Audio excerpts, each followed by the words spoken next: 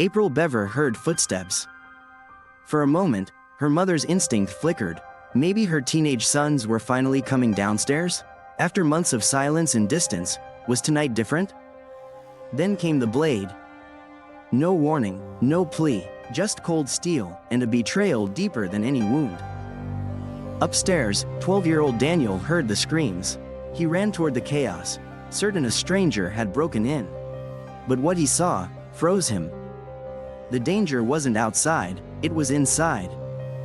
His brothers, Robert and Michael, stood there, knives in hand, eyes empty, no brotherly love left behind those blades. In another room, their 13-year-old sister was bleeding. She'd been attacked too, but she got away, slammed the door, pressed her body against it, breath shallow, heart pounding like it would burst. She grabbed the phone. "My brothers are trying to kill me," she whispered to 911. This wasn't just a night of horror. It was practice, because to Robert and Michael Bever, this massacre was only the beginning. If you're already pulled in, hit that like button so more people see this tragic story. Her voice was paper thin, soaked in terror. "Mom, please help me." But her mother was gone. At 11:28 p.m. on July 6, 2015, that 911 call would shake Broken Arrow, Oklahoma, to its core. "My brothers are killing everyone," she breathed, her words a lifeline through blood and fear.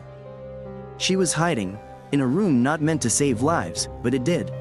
She knew they were still out there, hunting her, the boys who once played tag with her in the yard. The dispatcher stayed calm, but behind the voice, disbelief. This wasn't a robbery, not a domestic fight. This was extermination.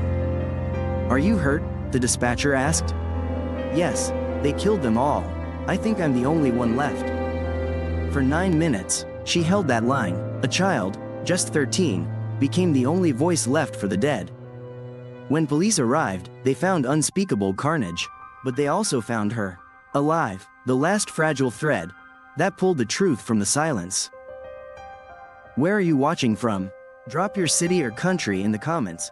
I'd love to see how far this story travels. April Bever once dreamed of a home filled with music, books, and laughter. And for a while, she built it. 7 kids, toddlers to teens. The kind of big, smiling family people admired in church pews and checkout lines. April homeschooled her children. She filled their days with piano lessons, art projects, bedtime stories read in soft voices. David, their father, worked long hours, but never missed a birthday or a chance to tuck someone in. From the outside, perfect. But upstairs, something was rotting. Robert and Michael grew cold, locked themselves away, skipped family dinners, shut the door on warmth. April worried. She hoped it was just teenage angst, something that would pass. What she didn't know, they were memorizing crime scenes, studying serial killers, mapping out their own home, like a kill zone. While she stirred spaghetti on the stove, they fantasized about her murder. She believed love would bring them back, but they weren't looking for love. They were looking for weapons. Behind a locked bedroom door, 2 brothers built their secret world. Robert, 18, brilliant, withdrawn, devouring true crime books like gospel. But he didn't just read about murder. He treated it like science. He wanted to perfect it. Michael, 16, orbiting Robert like a dying star pulled into a black hole. They didn't just dream of killing, they rehearsed it. They filmed themselves on GoPro cameras, planning how they'd butcher their family and vanish into the night. They weren't stopping at Broken Arrow. Their notebooks held lists of cities, maps of highways, a blueprint for a nationwide killing spree. The first test? Their own family. The people who tucked them in, who trusted them, who loved them. And for Robert and Michael, love was a weakness, one they'd erase with a blade. If you think stories like this deserve to be told, consider subscribing. There's more to uncover together. July 6, 2015. April tucked the kids into bed. David came home, hoping for leftovers, maybe a quiet evening. Instead, he stepped into a slaughterhouse. Robert and Michael waited, knives ready, GoPros rolling. April was the first. She didn't have time to scream, but she fought. So did David when he found the horror waiting. hands calloused from work, strong from fatherhood, but still, not enough. 12-year-old Daniel charged in. He fought like only a big brother could. He died trying to protect the younger ones. Christopher, 7, Victoria, 5. They died in their pajamas. This wasn't rage, it was a plan, calm, step-by-step extermination. But one child survived, bleeding, hiding, and her whispered 911 call ended the nightmare before it could spread beyond those walls. Daniel died a hero. He stepped into his brother's path without flinching, shielding the youngest, giving everything to stop the monsters they once shared bunk beds with. Christopher and Victoria, they never stood a chance. Too young to run, too young to understand. But the girl, she fought back her way. She called for help, gave names, described weapons, tracked their movements from her hiding place. Her pain didn't silence her. Her fear didn't break her. And a 2-year-old toddler, somehow left untouched, physically, but she'll grow up carrying a shadow most adults could never bear. In that house, some children chose courage, others chose carnage. And it wasn't about how they were raised, it was about what they became. What do you think drives someone to do this? I'd really like to hear your thoughts, share them below. They're trying to kill me. 5 words, that's all it took. In a whisper, the survivor shattered the lie that danger always lives outside. She didn't just save herself, she exposed the plan. She stayed conscious, she stayed alive, she stayed on that line until officers broke through the door. When police found her, she was exactly where she said she'd be. Hidden, wounded, but breathing. That call didn't just stop the killing, it became the voice of everyone who could never speak again. Police expected a domestic fight. What they found was surgical slaughter. Each body told a story, precise wounds, cold intent.